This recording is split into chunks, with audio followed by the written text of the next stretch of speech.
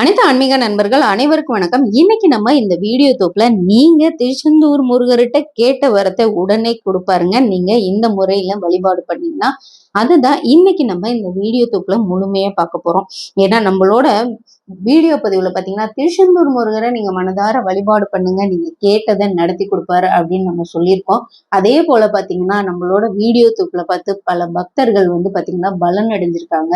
இப்ப கடன் பிரச்சனை தீர்ந்தது. அதே மாதிரி பாத்தீங்கன்னா அவங்க நினைத்த வரங்கள், அதாவது ஏதாவது ஒரு கோரிக்கையை வச்சு நம்ம திருச்செந்தூர் முருகர்கிட்ட உங்க வீட்டுல நீங்க எளிமையான முறையில வழிபாடு பண்ணீங்கன்னா நிச்சயமா திருச்செந்தூர் முருகர் அதை நிறைவேற்றி கொடுப்பாருன்னு நம்ம சொல்லுவோங்க.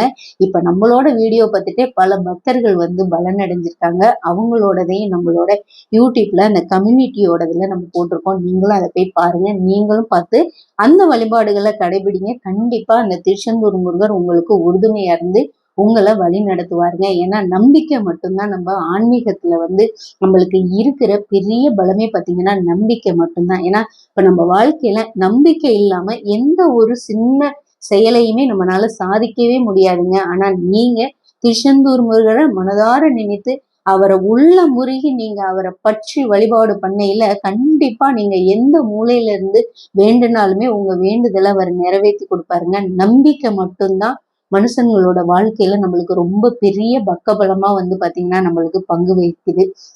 எப்பொழுதுமே நம்ம நம்பிக்கையோட தாங்க எந்த வழிபாடையும் செய்யணும். இப்ப நம்மளோட வீடியோ தொகுப்புல எல்லாம் பாத்தீங்கன்னா ஒரு சிலர் கேட்டிருந்தாங்க, நாங்க 48 நாள் முருகருக்கு மாலை போட்டு வழிபாடு பண்ணலாமா அப்படின்னு. ஆனா முருகப்பெருமானுக்கு, அதுவும் திருச்செந்தூர் முருகருக்கு ஆண்களும் பெண்களும் கட்டாயம் மாலை போட்டு வழிபாடு பண்ணலாம்.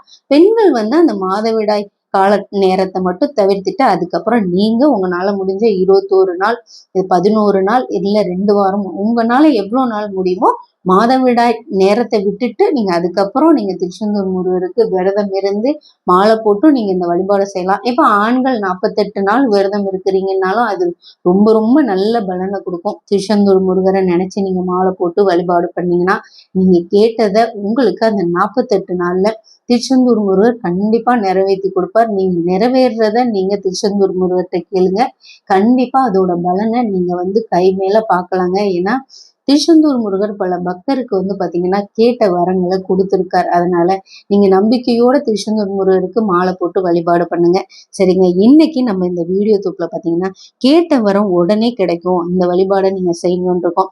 ஏன்னா எப்பொழுதுமே நம்ம வீட்டுல பாத்தீங்கன்னா பூஜை அறையிலையும் சரிங்க, நம்ம வீட்லயும் சரி, எப்பொழுதுமே பாத்தீங்கன்னா அந்த கோயில்ல உள்ள வாசனை நிறைந்து இருந்துச்சுன்னு வைங்களேன், நம்ம வேண்டின கடவுள், இஷ்ட கடவுள், குலதெய்வம், திருச்செந்தூர் முருகர் அனைவருமே நம்ம வீட்டுல நிறைஞ்சு இருக்காங்கன்னு அர்த்தம். இப்ப அதுக்கு இப்ப நம்ம என்ன ஒரு சில வழிகளை நம்ம பாத்துருவோம். நம்மளுக்கு பாத்தீங்கன்னா நீங்க நினைக்கலாம், என்னடா நம்மளுக்கு சொல்ல எப்படி பூஜை அறை இருக்கணும் அப்படின்னு இந்த தொகுப்புல சொல்றாங்க. ஆமாங்க, எல்லார் வீட்லயுமே பூஜை அறைய ஒரு லட்சுமி கடாட்சகமா இருந்துச்சுன்னா அங்க தெய்வங்கள் நிறைஞ்சிருக்காங்க அப்படின்றது அர்த்தம். இப்ப பொதுவா பாத்தீங்கன்னா ஒரு சிலர் வீட்டுல எல்லாம் நம்ம பூஜை பண்ணையில குளிச்சுட்டு சுத்தம் பத்தமா வீடு வாசல்லாம் சுத்தம் பண்ணிட்டு நம்ம பூஜையை தொடங்கணும் அப்படின்னு சொல்லுவோம். அதே போலதாங்க இப்போ ஒரு சிலர் வீட்டுல எல்லாம் பாத்தீங்கன்னா நம்ம நாளைக்கு வெள்ளிக்கிழமை சாமி கும்பிடுறோம்னா வியாழக்கிழமை சுத்தம் பண்ணுவாங்க. செவ்வாய்க்கிழமை வழிபாடு செய்யறோம்னா திங்கட்கிழமை பூஜை அறையில் வீடு வாசலும் சுத்தம் பண்ணுவாங்க. அப்படி பண்ணையில நீங்க என்ன பண்றீங்கன்னா மாதத்துல 2 முறையாவது நீங்க என்ன பண்ணா உங்க வீட்டுல உள்ள சாமி படங்கள் இருக்கு இல்லையா,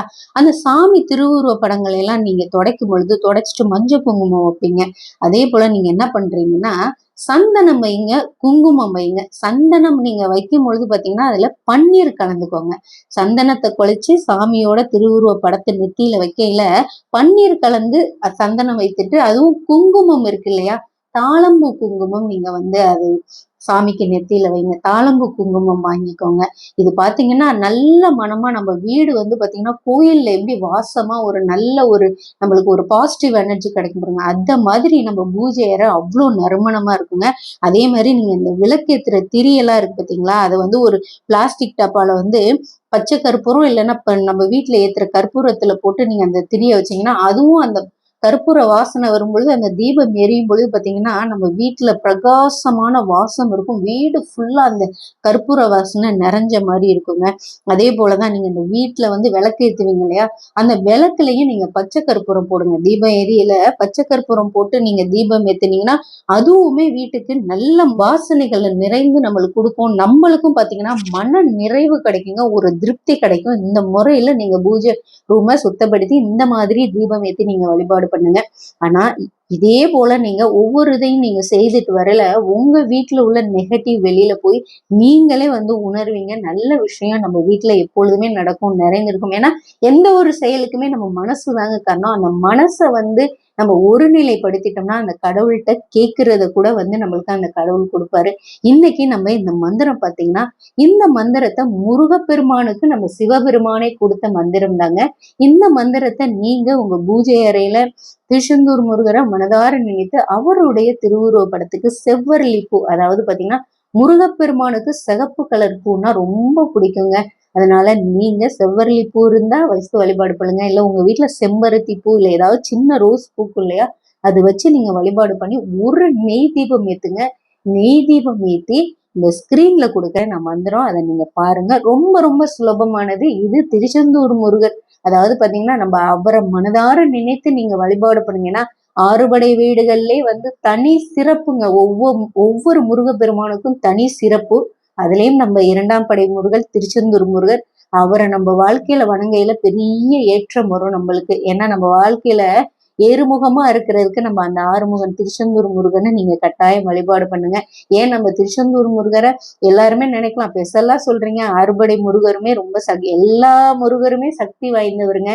ஆனா நம்ம பழனி முருகர் இப்ப எல்லாரையும் நம்ம என்ன மழை பெய்யல ஏறி போய் வழிபாடு செஞ்சுட்டு மலையிலேருந்து கீழே இறங்கி வருவோம். ஆனா திருச்செந்தூர் முருகர் பாத்தீங்கன்னா கீழே இறங்கி இறங்கி போய் நம்ம திருச்செந்தூர் முருகரை வழிபாடு பண்ணிட்டு மேல ஏறி ஏறி வருவோம். அதுவே நம்ம வாழ்க்கையில பெரிய ஏற்றத்தை கொடுக்கும். அதனாலதான் நம்ம வந்து ஒவ்வொரு பதிவுலையும் நீங்க நம்பிக்கையோட வாழ்க்கையில முன்னேறணும், ஒரு திருப்பு முனை கிடைக்கணும்னா நீங்க முடிந்த வரைக்கும் திருச்செந்தூர் முருகருடைய திருத்தலத்தை மிதிச்சிட்டு நீங்க மனதார வழிபாடு பண்ணிட்டு வாங்க.